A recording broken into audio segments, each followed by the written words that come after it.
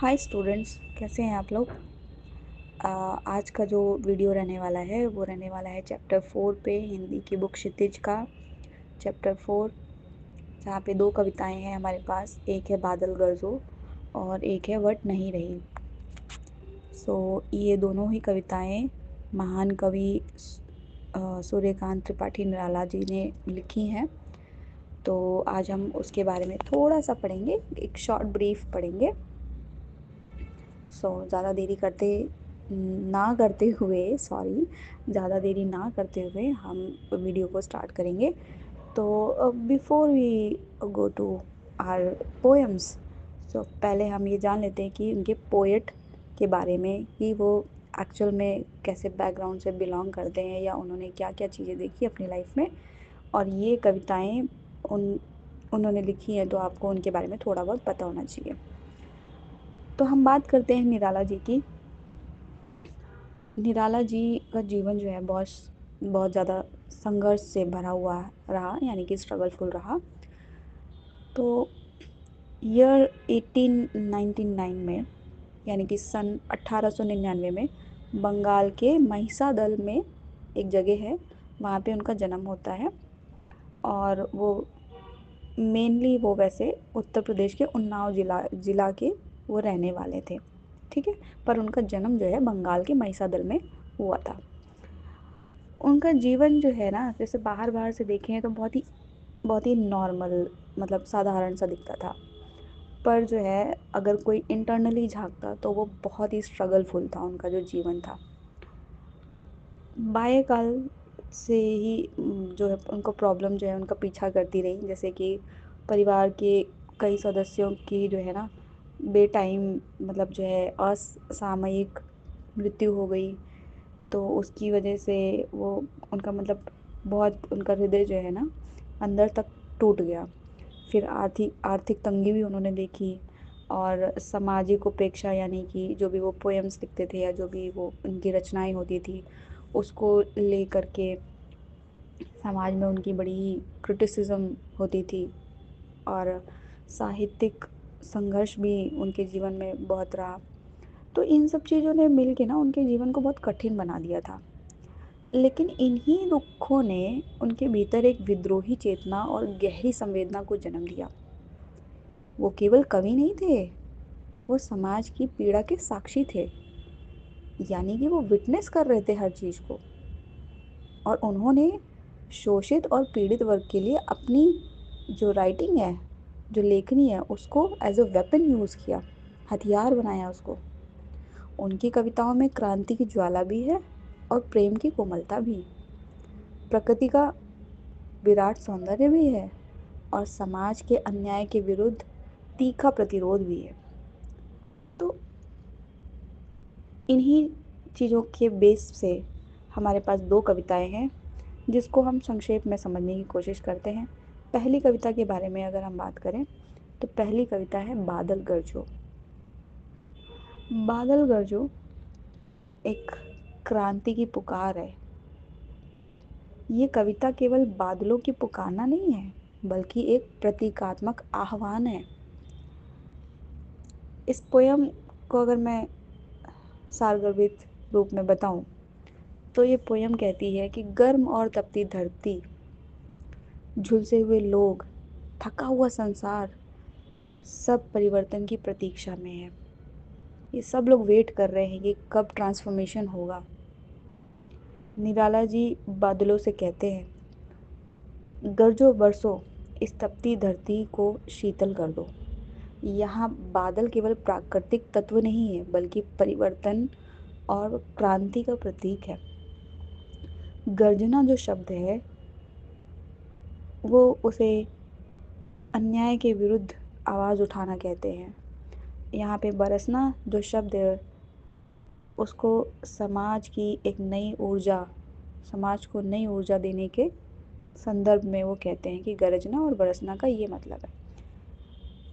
निराला जी चाहते हैं कि बादल अपनी बिजली छिपा कर नहीं रखे, बल्कि उसे प्रकट करे, ताकि नया जीवन जन्म ले सके। इस कविता में एक बेचैनी है, एक पुकार है, जैसे कोई क्रांतिकारी समाज से कह रहा हो, अब उठो, अब परिवर्तन लाओ। भावनात्मक रूप से देखें तो ये कविता निराशा के बीच आशा की किरण है, तपती धरती के बीच शीतल वर्षा की उम्मीद है। सो बादल गरजो, a type of transformation calling, ये इस टाइप की आपकी कविता है। अब चलिए निराला जी की दूसरी कविता जो है, जिसका भाव जो है सौंदर्य है, एक दूसरा उनका साइड भी देखने को मिलता है यहाँ पे। कविता का नाम है वट नहीं रही। कविता आप पढ़ ही चुके होंगे, हम इसको संक्षेप में समझने की कोशिश करते हैं। और ये जो इसका फील है या जो इसके इमोशंस हैं, पहले वाली कविता से बिल्कुल अलग हैं। यहाँ विद्रोह नहीं है बल्कि कोमल सौंदर्य है, बिल्कुल डिफरेंट। फागुन का महीना है। फागुन वो महीना होता है फ्रेंड्स, जहाँ पे जिसके नाम पे होली हम जो है लिंक कर देते हैं। होली का जो त्यौहार होता है, रंगों का त्यौहार है। फागुन वसंत का त्यौहार, मतलब वसंत का महीना है, जब वसंत ऋतु स्टार्ट हो जाती है उसे फागुन कहते हैं। ये लिंकेज है आपके वसंत ऋतु से ग्रीष्म ऋतु के बीच में। तो कहते हैं कि फागुन का महीना है, पेड़ों पर नई पत्तियां खिल रही हैं, लाल हरी पत्तियों से सजी डालियां झूम रही हैं, मंद सुगंध वातावरण में फैल रही है। निराला जी कहते हैं कि प्रकृति की आभा स्थिर नहीं रह पा रही है, वो निरंतर फैल रही है, बह रही है, जैसे आनंद का प्रवाह हो। आप देखते हैं ना इन्वायरमेंट में कैसे बिल्कुल प्लांट्स में नई नई पत्तियां आ रही होती हैं, पतझड़ का मौसम जा चुका होता है, तो बिल्कुल एकदम फ्रेश पूरा इन्वायरमेंट हो रहा होता है। आप भी बिल्कुल एकदम कड़कती सर्दियों से निकलते हैं, मीठी मीठी धूप आ रही होती है। तो यहाँ भाव ये है कि प्रकृति की जो चंचलता है, सौंदर्य का विस्तार, जीवन का उल्लास, कभी जब आँख हटाते हैं तब भी वो सौंदर्य उससे हटता नहीं है, जैसे प्रकृति उनकी आत्मा में बस गई हो। इस कविता में कोमलता, रंग, सुगंध और जीवन का उल्लास है। तो जहाँ पहली कविता जो है आपको निराला जी के बारे में एक भाव देती है, जैसे कि एक एक साइड उनका वो भी है जहाँ पे वो विद्रोह प्रकट करते हैं, जो समाज को जगाना चाहते हैं।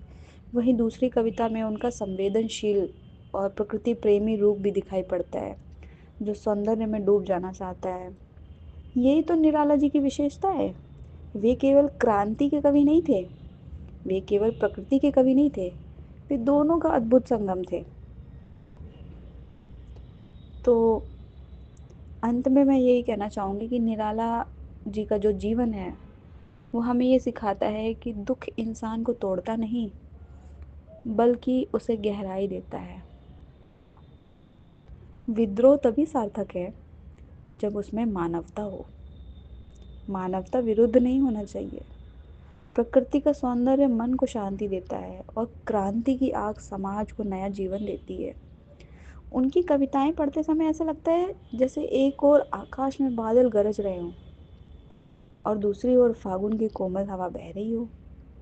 यही द्वंद्व, यही कॉन्ट्रडिक्शन और यही बैलेंस निराला को महान बनाता है। ये दोनों ही कविताओं के बारे में मैंने आपको बताया। आई होप आपको अच्छा लगा होगा। अगर अच्छा लगा है तो just give me a thumbs up, and you guys are most welcome in the comment section. आप मुझे बता सकते हैं, जो भी चीज़ें इम्प्रूवमेंट करनी रहेंगी I will improve, and I hope you guys are have enjoyed it, and thank you so much, thank you so much अभी तक वीडियो देखने के लिए। Thank you.